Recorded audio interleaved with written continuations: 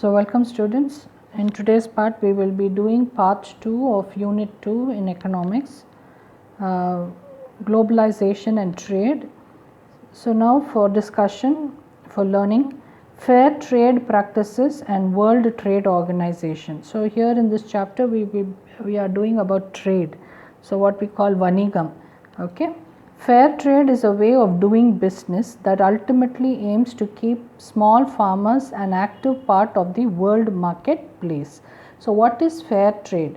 Fair trade means Vanigam. Fair is something that is you get access by all. So here it is a small way by which you can put all the farmers, small industrialized people to do trade all over the world. Even the smallest farmers can do their trade, and aims to empower consumers. So it gives the probability for consumers. Consumers are people who buy products to make purchases that support their values. So when small industrialists are given chances, what will happen is the price of the product will become less.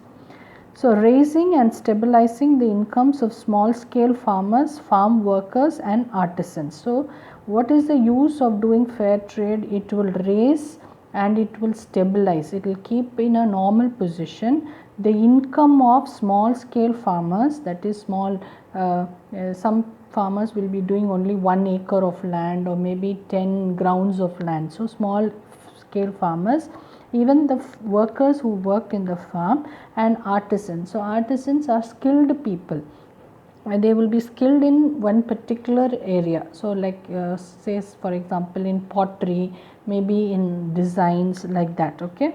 More equitably distributing the economic gains, opportunities and risks associated with the production and sales of these goods. So what happens is we are distributing equally the economic gain, the money that is being gained. We give them opportunities and they have to face the risk. When will risk come? When production is being made and when sale is being done. Increasing the organizational and commercial capacities of producer groups. So when we do fair trade, what will happen is it will increase the capacity of the people who are producing it, the groups that are producing the products.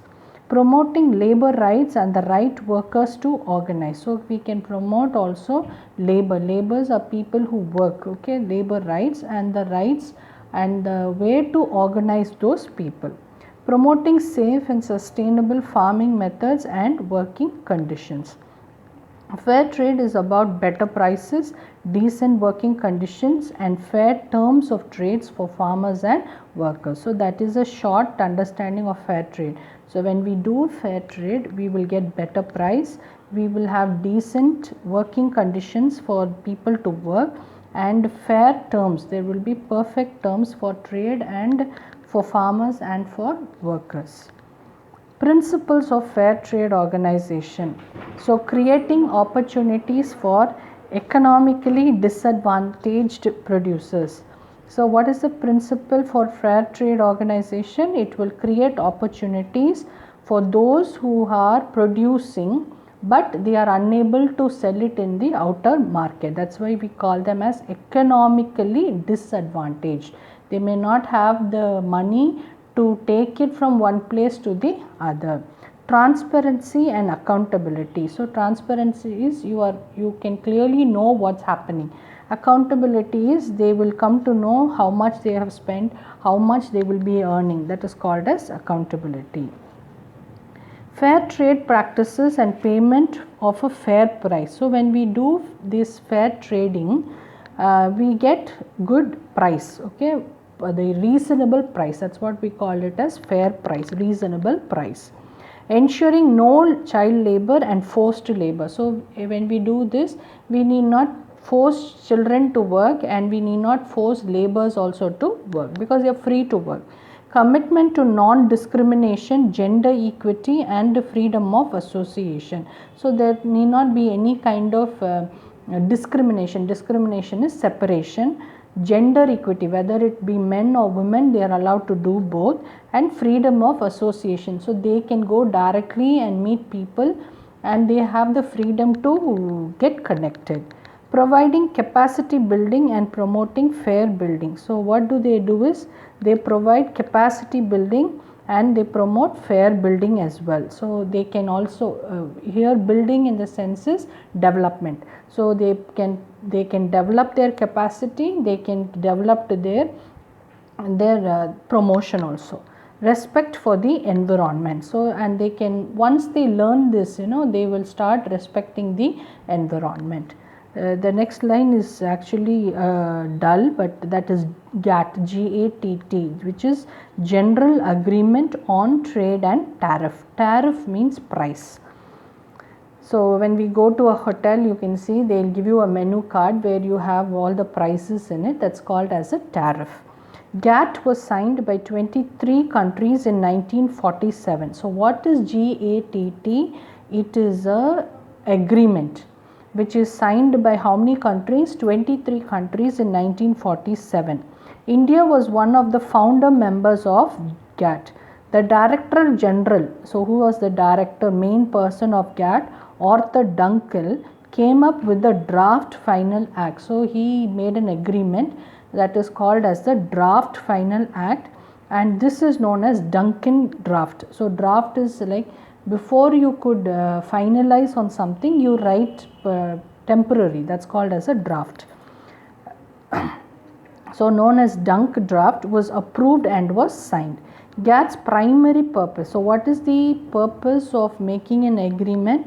To increase international trade. So countries were asked to make international trade by reducing various tariffs. So what happens is, if you want to be in the international trade, you have to have a tariff which is suitable for all the countries. So you have to reduce quotas. So they have to give them some specific quotas, and subsidies. Subsidies are government giving money for doing business while maintaining meaningful regulations. Rounds of GATT. So when this happened, first in Geneva, that is Switzerland, in 1947, second in Annecy, which is in France, in 1949, third in Torquay, which is in UK, in 1950 to 51. These are the countries in which GATT gathered. Okay. Fourth, fifth and sixth again in Geneva. Seventh took place in Tokyo. Eighth and final round at Punta del Este, Uruguay, in 1986 to 1994 as the Uruguay round, which we will be learning right now. Next one we have that again is the line is missing. World Trade Organization, WTO. So don't get confused with WHO, that is World Health Organization. Here it is World Trade Organization.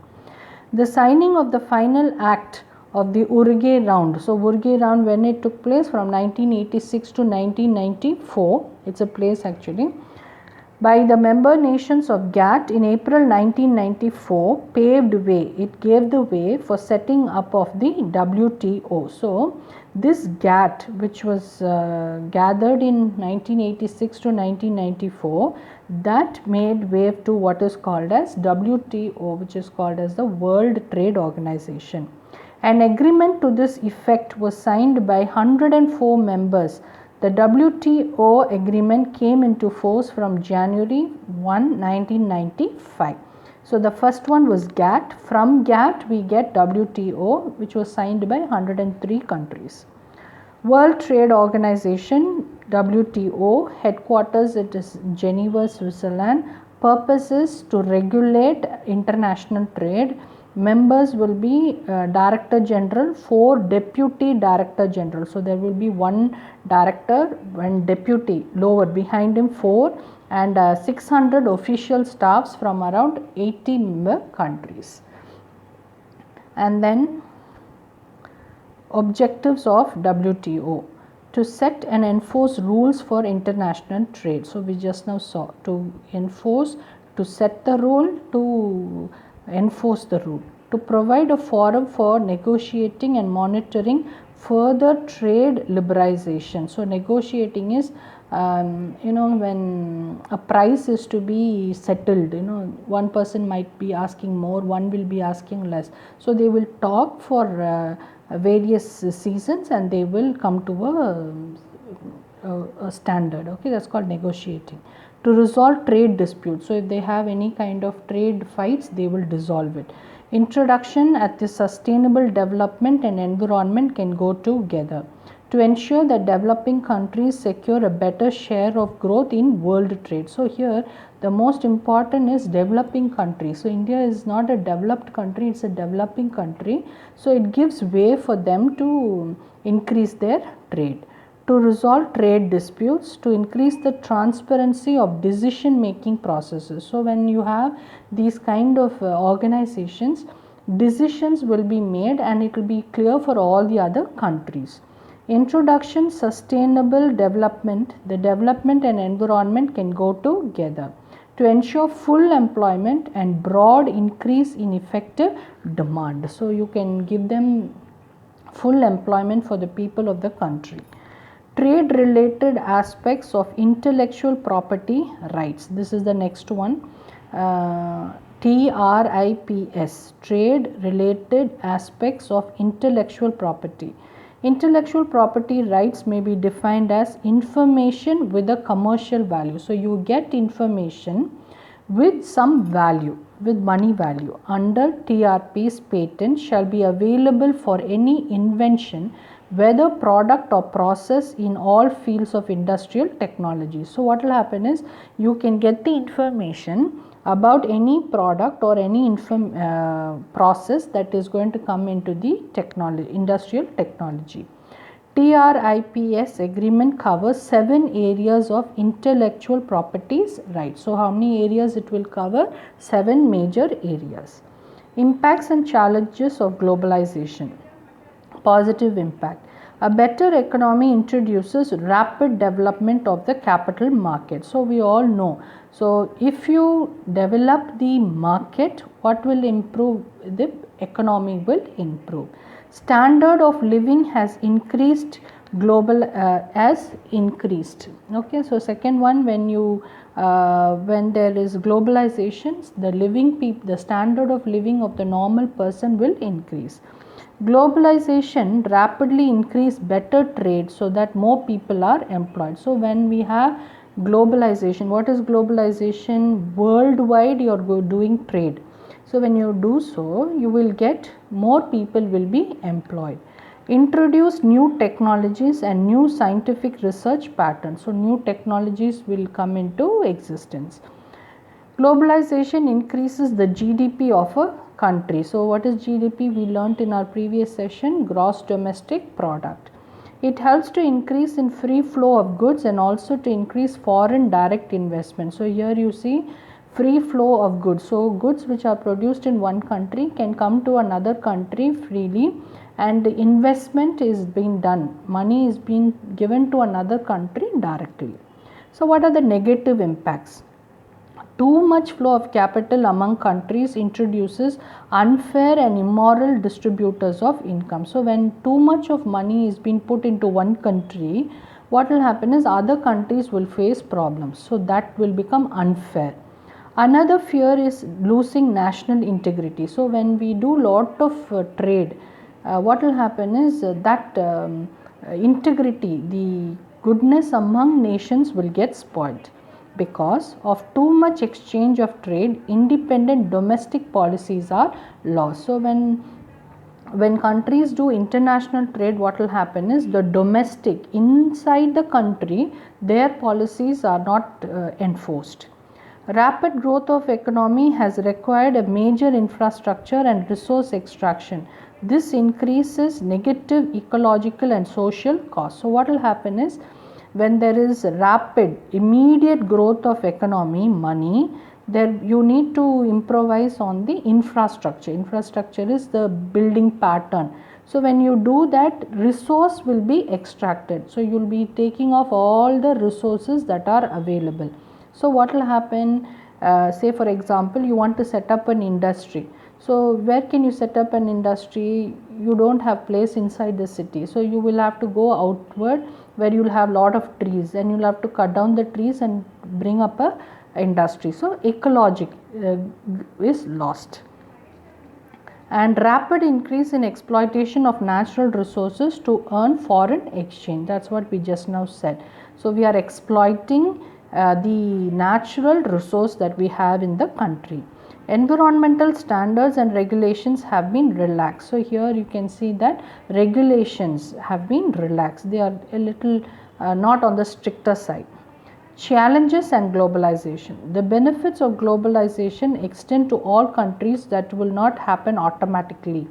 The fear that globalization leads to instability in the developing world. So what they fear is, if globalization is being done, there might be instability in the country. The industrial world that increased global competition will lead in race to the bottom in wages, labor right and employment practices. It leads to global imbalance. So the major challenge is one country might grow well and the other may not do well. Globalization has led to an increase in activities such as child labor and slavery. So here, so globalization has also brought in lot of activities where child labor and slavery is also being practiced. People started consuming more junk food. So once we go for globalization, what will happen is different products will come in. So we don't produce our own domestic food, we start eating junk food. This caused the degradation of health. So once we start eating junk food, unwanted food, we start degrading, we start destroying our health and we spread diseases.